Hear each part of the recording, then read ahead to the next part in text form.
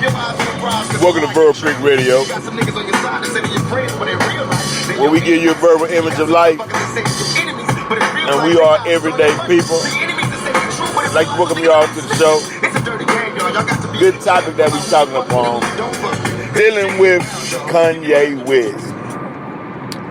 Now, first of all, a lot of what Kanye West said, surprisingly, no, he started that over. First of all, a lot of what Kanye West has said and a lot of others, you can tell they've been listening to Verbal Pic Radio. Because when he said that you create your own reality, go back and listen to earlier shows going back the 2 year span on Verbal Pic Radio when I talk about creating your own reality. Your thoughts create your reality. Go check out my book, Consequence by Vince Cole Muhammad. You don't think they've been reading these books? You don't think that they tune in to this show? You don't think that a lot of times the beginning comes from the South? And then they take our message and verbalize it because they have the platform to verbalize it to the whole world? Come on. As I stated again, this is Verbal Pic Radio, where we give you a verbal image of life, and we are everyday people. Slavery as a choice. Kanye West stated that slavery was a choice, and people jumped on it. We want to go back to the beginning. You can even go into your Bible. When God is talking to Satan about Job, Job represented the black man. That's why you had one of Job's daughters, Jemima, in America. Aunt Jemima. That was a symbolic code word letting you know where the people of Job was. We was to be abused. And what did Satan say? After he get through with us, he'd have us cursing God to his face. God said, give it your best shot. Just don't kill him. Satan even started doing that, and that's bringing the demise of Satan. That's ruining his country. That's prophecy being fulfilled. So let's go back. Was slavery a choice? Now we're going to go on the angle of slavery as it was a choice in the physical realm. Then we'll get into was slavery a choice in the spiritual realm. Physical realm, it was already prophesied. Why? To show who we were. How can we say that the black man is the original man? How can we say that the black man is God if we wasn't put into a fate so horrific that no other man had been before us and still rise to the top like cream? As the lessons say, cream rises to the top. How could we prove who we are if we hadn't faced the most horrendous conditions and situations? I mean, since we've been under the rule of the synagogue of Satan. Slavery. Our women being raped, tortured, killed, murdered, men made into homosexuals.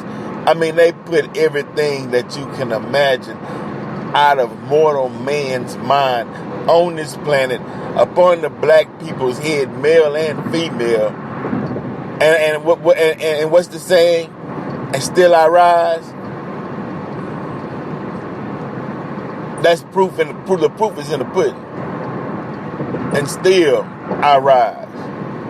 Falsely accused, locked up, beat, stabbed.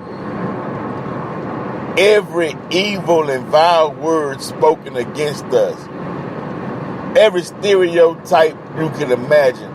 Every MK Ultra mind-controlled denying us the right to read or write, denying us the right, they called us 3/5 of a human being. And we can reverse that because part of that is the God gene, but okay. But they meant it in a negative way. They took out negus, Negus, and made that into something horrible, demeaning term. They took Sambo, little black Sambo, and made that into a demeaning term. When it stated before anything was, Sambo was. Yeah, they turned that upside down. Even and they had us so twisted up, even had black people ashamed of who they were and was dissing the names of their gods. And what? Still I rise. It didn't stop nothing. I mean, put it like this. You created a time, a clock for yourselves. You know, you measured out, even Willie Lynch measured out, you know, we put these indoctrinations upon black people. Why just black people? Why just black people? We put this indoctrination on these black people, right? It'll last for over 1,000 years. And probably beyond that. So they watching our rise. So any Messiah or leader who came up to free or give a message or give knowledge to black people, they had to kill or get rid of, extradite. For Marcus Garvey, Martin Luther King, Malcolm X. But it was one that they didn't see coming. Snuck in like a thief in the night to give black people, in particular, the knowledge of God. His name was Master Farad Muhammad. He rose up the Honorable Elijah Muhammad. Now you have Brother Minister Farrakhan today with that mighty word that they didn't see coming. But they did know that their time to rule over us would come to an end, but it was only for a specific period in time. They broke the times down. You can say 6,000 years also equals the number of man, but 6 carbon. Or you can say 6 electrons, 6 protons, 6 neutrons. Creates the carbon. Come on. You can actually understand, I mean, if you're dealing out of feelings and emotions, you know, because we are spiritual people, so I guess feelings and emotions, they do play a part in it. But you can understand that if you caught up in your feelings and in your emotions, then you're not focused on solution, saying that you're not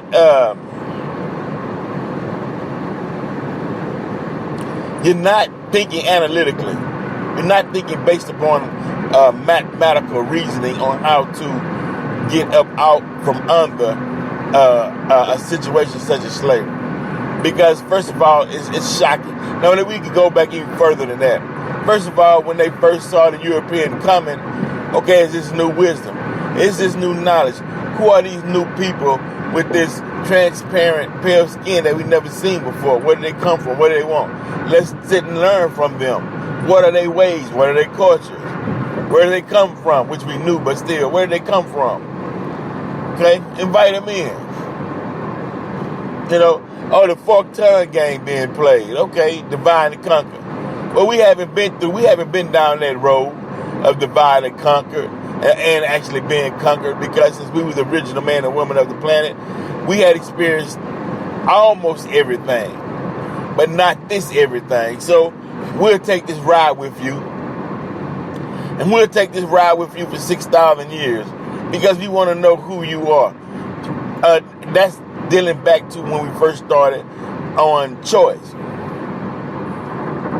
That's physical choice. Yeah, we'll take this ride. We'll take this ride with you. See where you're going, where you're headed. You know, you want us to sacrifice, but we understand that you can't kill us. We're the original man and the original woman of the planet Earth. We'll always be here. So let's see, can you find yourself worthy of being here according to the way that you treat us? So let's ride. Let's play the game. We'll play the 6,000 year game. But after that time, we're going to rise up and the Creator going to judge those who we serve. We're going to come out with great substance. But we want to see, did you fulfill your duties? We want to see, did you rise to the level to where you can be considered to carry on into what they call a hereafter or hereafter. So let's play the game. See, that's on the physical side. Now, on the spiritual side, choice is your reality because you control your thoughts. Now, could we have wished them away? Could we have thought them away? Of course. You create your own reality. That's a fact. On the spiritual side, could we have said, you know what? We'll just all get together and throw our thoughts in the wind and let our thoughts push them back wherever they came from, and we continue to move on our path. Can you create a different reality for yourself just by thinking? Of course.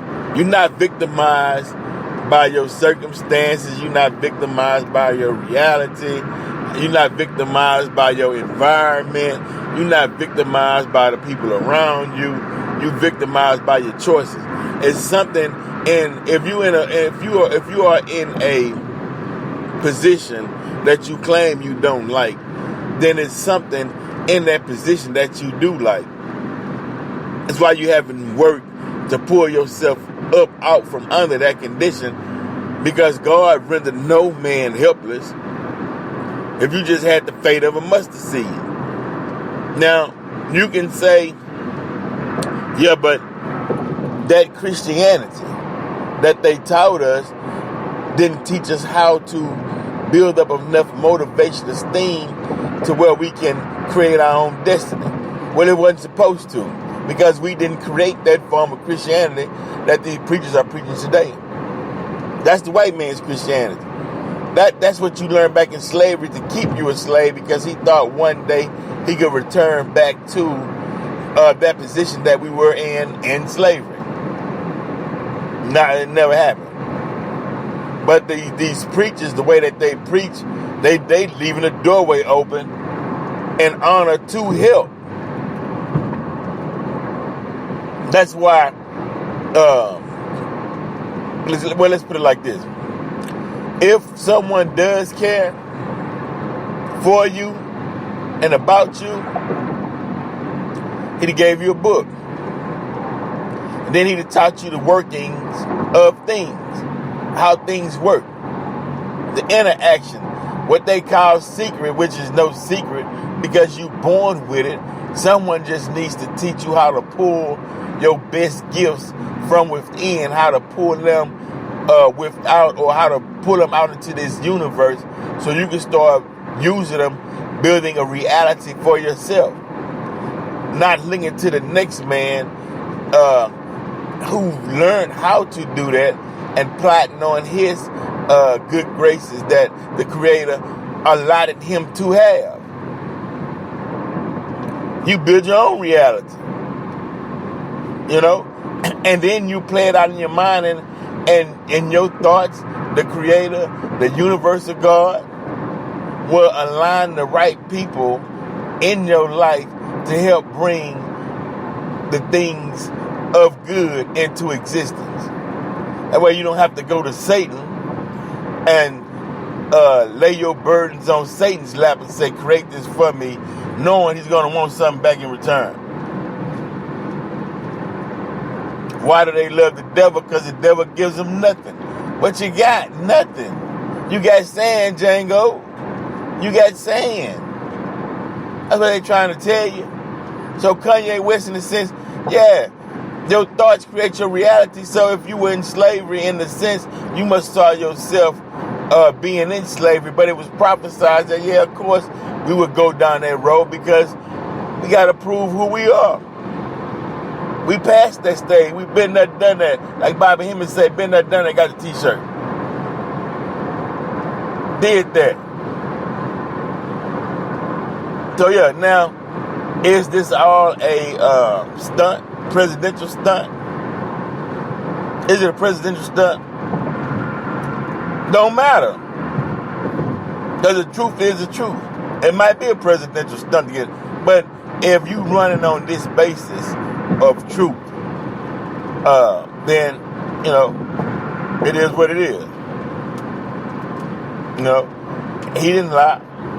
Then he broke the brother down and said, well, look, man, let's do some love.